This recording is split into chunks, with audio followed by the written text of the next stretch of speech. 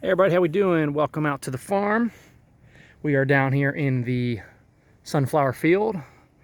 The one here kind of on the corner. It's a driveway running up along there, going down through the woods. And a lot of you will know the wood pile down there in the corner from a lot of the videos from last winter. So, I wanted to make a little video on what I'm working on. It's a quick thing. So I'm in the sunflower field here, and I am kind of checking on the sunflowers. As we can see here, unfortunately some of them are getting eaten by the deer, but a lot of them look pretty good. Some of them are still kind of little. But I want to talk about what we're dealing with in the sunflower as far as weeds and how the sunflowers are looking. So it's been pretty dry, so I think they're a little stunted, but as you can see, some of them are kind of coming along nicely. And I can kind of see out through there. It's a little hard to, there we go. Some of the lighter plants you're kind of seeing, they get a little bit of a glare from the sun. Those are the sunflowers. The rest are weeds. The weeds that we deal with in here, typically on the farm, are kind of some of the ones you see here. So this is what's called pokeberry. That typically grows in kind of like wetter areas. We get a lot of rain. As you can see, we got mushrooms down in here, so the soil's got a lot of moisture in it. So it's growing here. It tends to kind of be in clumps, and it grows out of these giant hunks of like root. That's where how they spread, is through those. And even a small plant can have a big chunk of those down in the ground. So I try to rip those out if I can. Some of the other stuff we deal with a lot. This stuff here is called dogbane.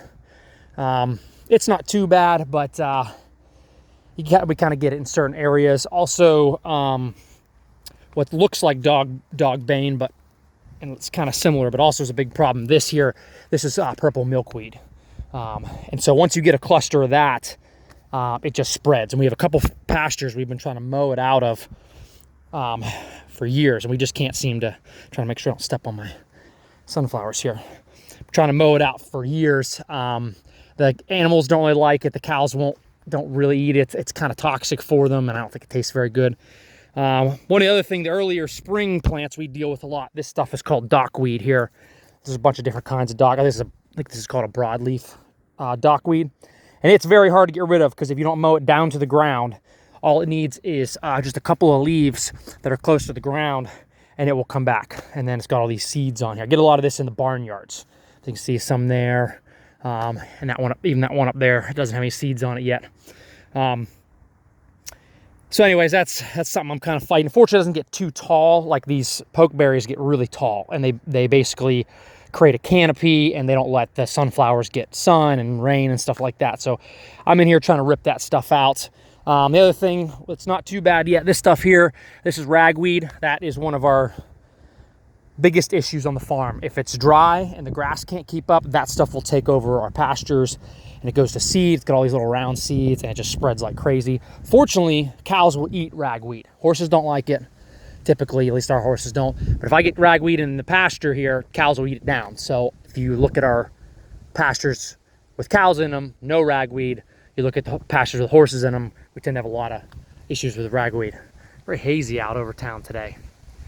Then we get some grasses in here. These are just probably some different kinds of fescue, orchard grass, Timothy. We get a little of that mix. I don't rip that stuff out. That stuff's it'd be a lot of work, and it's not too much of a problem. The sunflowers can grow up past that. It's these bigger weeds that are a problem. And then the only other thing I see in here that we have a lot of, probably the most of, is going to be this stuff right here. That's called amaranth. And you can see it is just blanketing up through here, all up through there.